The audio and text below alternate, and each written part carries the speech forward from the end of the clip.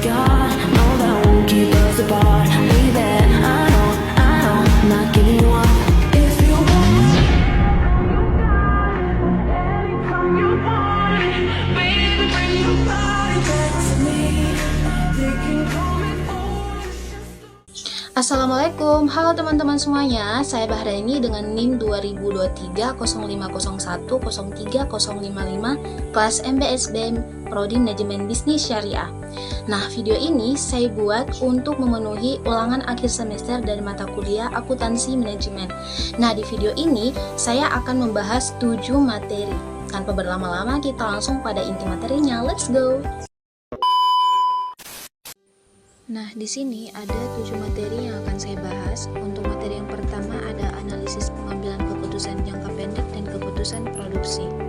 Materi yang kedua ada sistem manajemen biaya dan activity based management. Yang ketiga ada standar costing dan pengukuran kinerja manajemen. Yang keempat ada sistem penganggaran fleksibel dan support activity cost.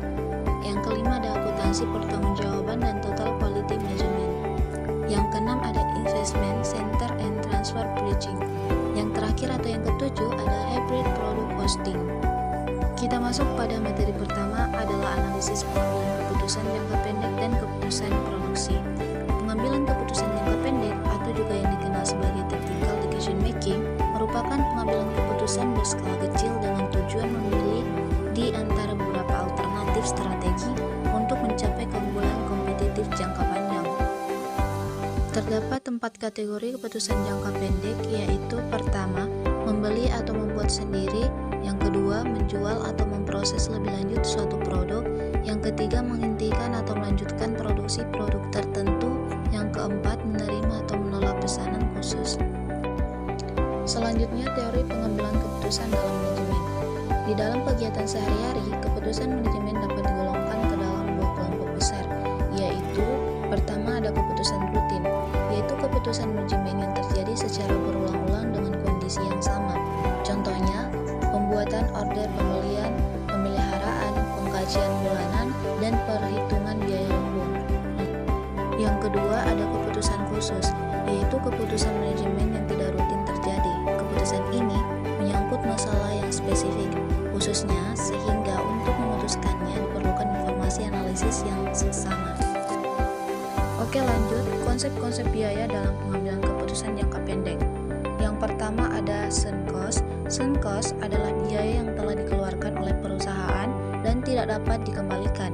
Uang yang sudah dibayarkan untuk biaya tersebut tidak bisa ditarik kembali.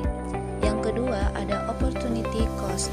Opportunity cost adalah kesempatan yang hilang karena perusahaan memilih suatu alternatif tertentu dibandingkan dengan alternatif lainnya.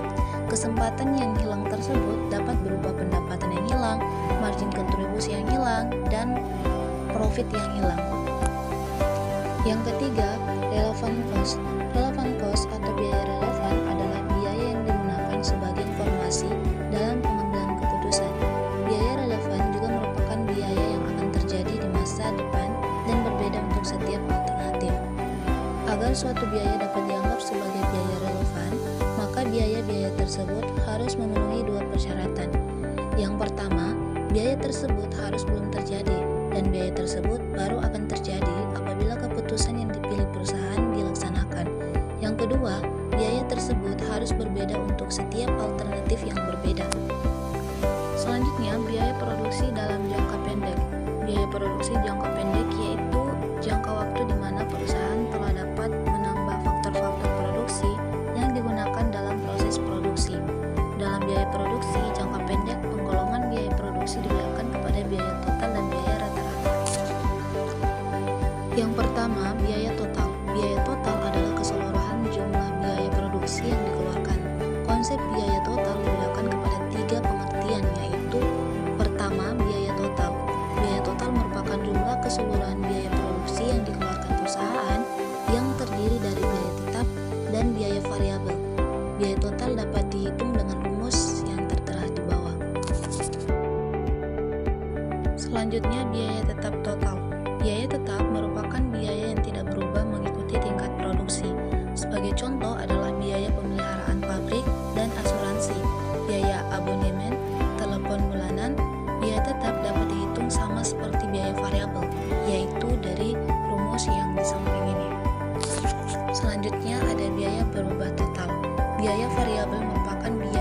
berubah secara linear sesuai dengan volume output operasi perusahaan dan dapat dihitung dengan rumus yang ada di bawah ini. Yang kedua ada biaya rata-rata dan marginal. Dalam analisis biaya, konsep-konsep yang lebih diutamakan adalah biaya rata-rata dan marginal. Biaya rata-rata dibedakan kepada 3 pengertian, yaitu pertama ada biaya tetap rata-rata.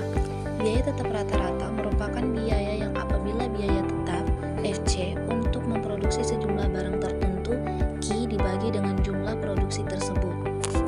Biaya tetap rata-rata dapat dihitung dengan menggunakan rumus yang tertera di samping. Selanjutnya, biaya berubah rata-rata.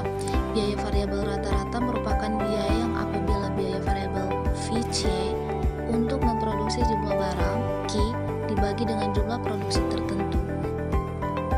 Variabel rata-rata dapat dihitung dengan menggunakan rumus yang ini. Selanjutnya, ada biaya total rata-rata. Biaya total rata-rata merupakan biaya yang apabila biaya total TC untuk memproduksi jumlah barang tertentu Q dibagi dengan jumlah produksi oleh perusahaan. Biaya total rata-rata dapat dihitung dengan menggunakan rumus yang ini. Yang terakhir, biaya marginal. Biaya marginal dapat juga dikatakan sebagai biaya pertambahan. Biaya marginal merupakan kenaikan biaya produksi yang dikeluarkan untuk menambah produksi sebanyak 1 unit keluaran tambahan. Biaya marginal dapat dihitung dengan menggunakan rumus di bawah ini. Selanjutnya, metode harga pokok biaya produksi. Metode harga pokok biaya produksi merupakan cara-cara dalam menghitung unsur biaya yang dikumpulkan untuk setiap prosesnya ke dalam harga pokok produksi. Terdapat 2 metode dalam penentuan harga pokok produksi, yaitu metode full costing dan metode variable costing. Metode full costing adalah konsep penentuan harga pokok penuh yang membebankan semua elemen biaya produksi, baik biaya tetap maupun biaya variabel ke dalam harga pokok produk. Metode variable costing yaitu metode penentuan harga pokok produksi yang hanya membebankan biaya produksi variabel saja. Oke, lanjut ke materi kedua, sistem manajemen biaya dan activity based management. Manajemen biaya adalah proses perencanaan, pengendalian, dan pengawasan biaya yang dikeluarkan dalam kegiatan bisnis atau proyek untuk memastikan bahwa semua pengeluaran terkendali dan sesuai dengan anggaran yang telah ditetapkan.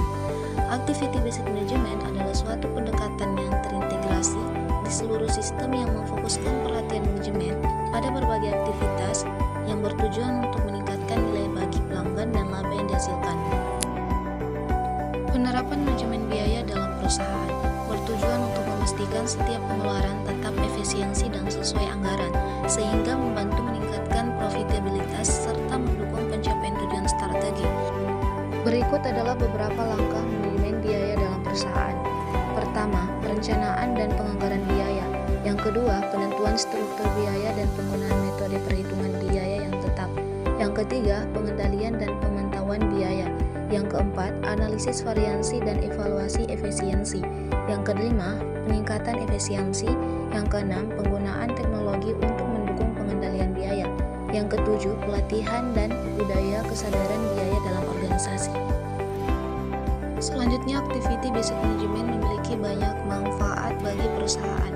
Manfaat utama activity based management adalah dengan penerapan ABM, selain dapat digunakan sebagai pengukur kinerja keuangan maupun non-keuangan, perusahaan dapat melakukan efisiensi biaya-biaya yang telah terjadi dalam operasi perusahaan dengan cara mengeliminasikan aktivitas tidak bernilai tambah.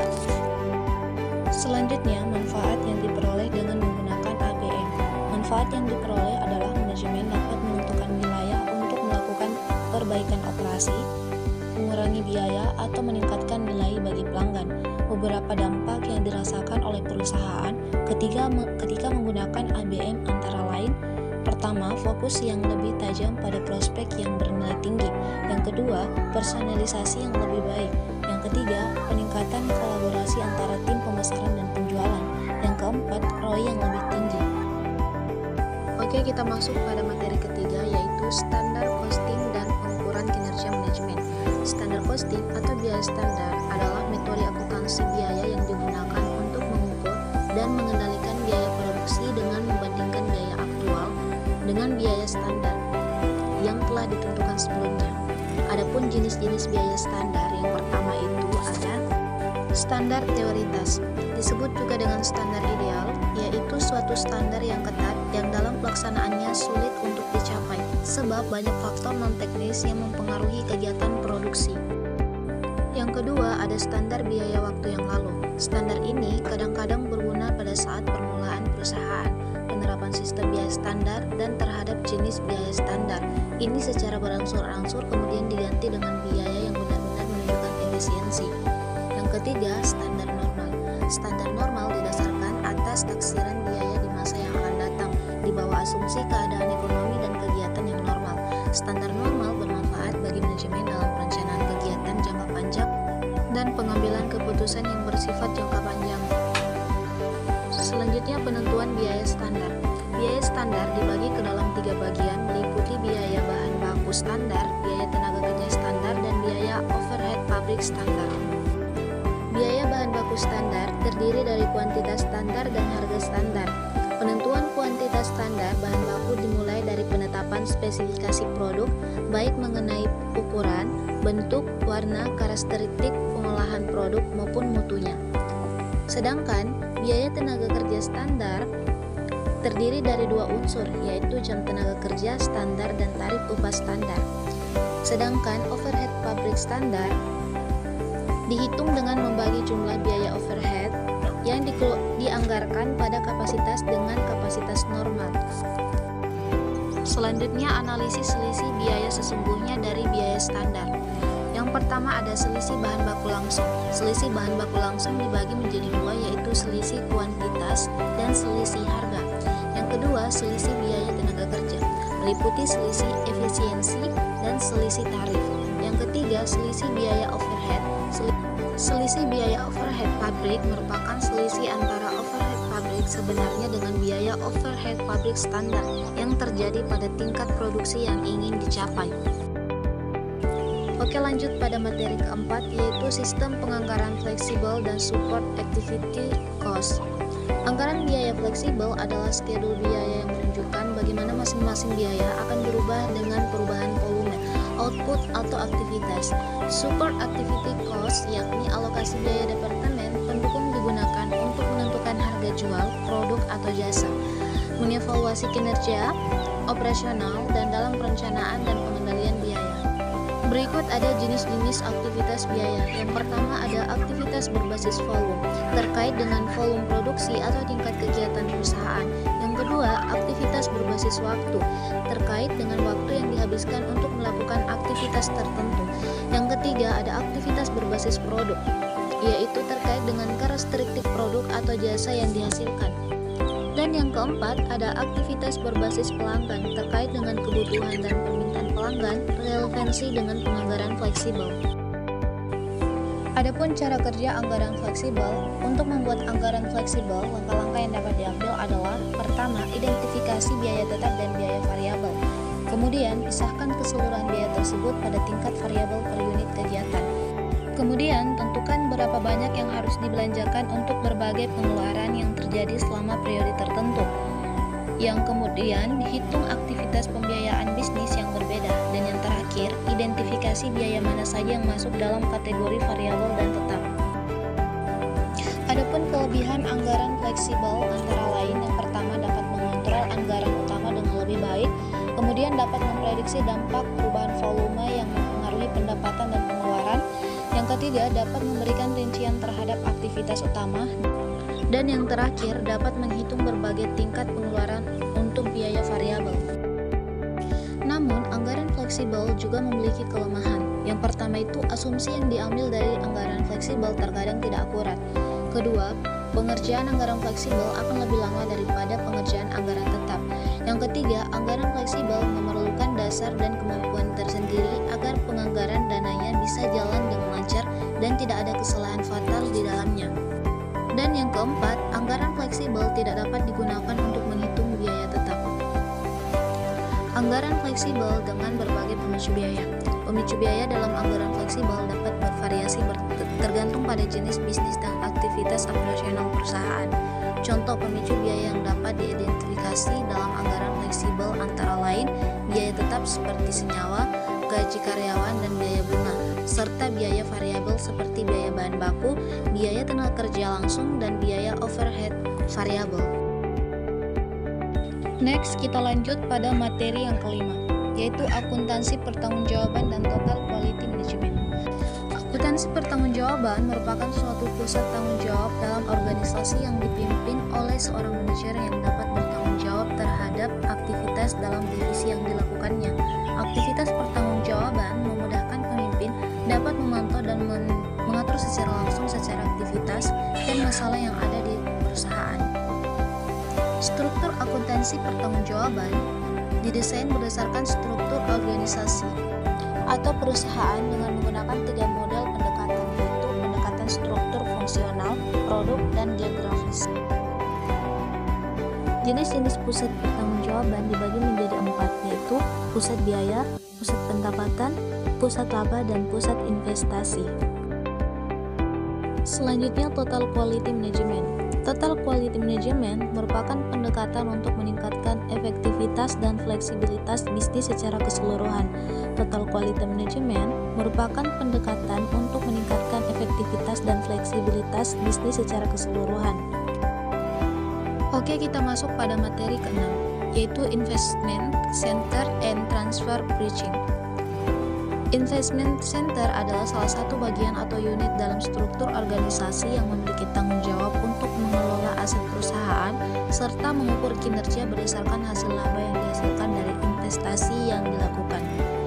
Peran Investment Center dalam pengelolaan kinerja organisasi berikut adalah peran-peran utama Investment Center. Yang pertama itu ada optimalisasi pemanfaatan aset Investment Center, yang kedua pengukuran kinerja divisi, yang ketiga pengambilan keputusan strategi Investment Center, yang keempat meningkatkan akuntabilitas dan transparansi dalam struktur organisasi modern, yang kelima mendorong inovasi Investment Center. Adapun manfaat strategis Investment Center, dengan penerapan yang tetap, Investment Center memberikan manfaat strategi yang signifikan bagi perusahaan. Antara lain, yang pertama ada efisiensi operasional, yang kedua keunggulan kompetitif, dan yang ketiga peningkatan pengawasan. Urgensi penerapan total quality management. Transfer pricing adalah mekanisme yang digunakan oleh perusahaan untuk menentukan harga dalam transaksi antar entitas yang berada dalam satu grup perusahaan. Dan berikut ada 5 metode utama dan cara penerapannya.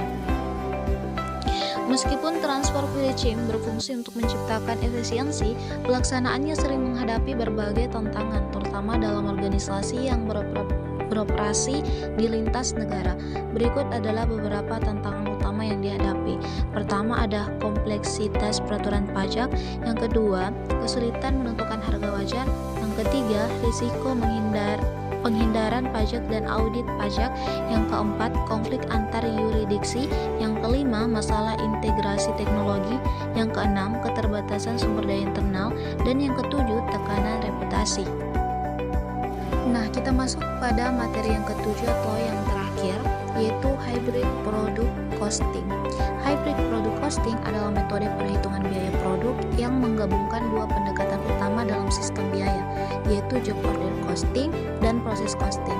Metode ini digunakan dalam perusahaan yang memproduksi barang dengan karakteristik yang memerlukan pengukuran biaya, baik berdasarkan pesanan, job order, maupun pesanan proses produksi berkelanjutan. Dalam sistem job order costing, biaya dihitung berdasarkan pesanan atau proyek tertentu. Setiap pesanan atau proyek akan dicatat secara terpisah dan biaya langsung seperti bahan baku, tenaga kerja langsung, serta overhead akan dialokasikan untuk pesanan tersebut. Nah, berikut adalah penjelasan mengenai karakteristik hybrid product costing secara mendalam. Penggabungan dua sistem biaya, job order costing dan proses costing. Salah satu karakteristik utama dari hybrid product costing adalah penggabungan dua sistem biaya yang berbeda, yaitu job order costing dan proses costing. Job order costing digunakan ketika produksi dilakukan berdasarkan pesanan khusus atau proyek tertentu, di mana biaya dihitung secara individual untuk setiap pesanan atau proyek. Sementara itu, proses costing digunakan untuk produksi yang dilakukan dalam proses berkelanjutan dengan produk yang seragam dan diproduksi dalam jumlah besar, sehingga biaya dihitung per unit berdasarkan total biaya yang dikeluarkan dalam proses produksi tersebut. Nah, yang terakhir, penerapan hybrid product costing. Penerapan hybrid product costing dalam perusahaan yang memiliki proses produksi yang beragam, baik yang bersifat pesanan khusus maupun produksi massal, memberikan keuntungan dalam perhitungan biaya yang lebih akurat dan efisien. Berikut ini adalah penjelasan mengenai penerapan hybrid product costing secara lebih mendalam dan lengkap. Definisi yang pertama, definisi dan tujuan penerapan hybrid product costing. Yang kedua, langkah-langkah penerapan hybrid product costing. Yang ketiga, keuntungan penerapan hybrid product costing. Yang keempat, tantangan dalam penerapan hybrid product costing. Dan yang kelima, studi kasus penerapan hybrid product costing.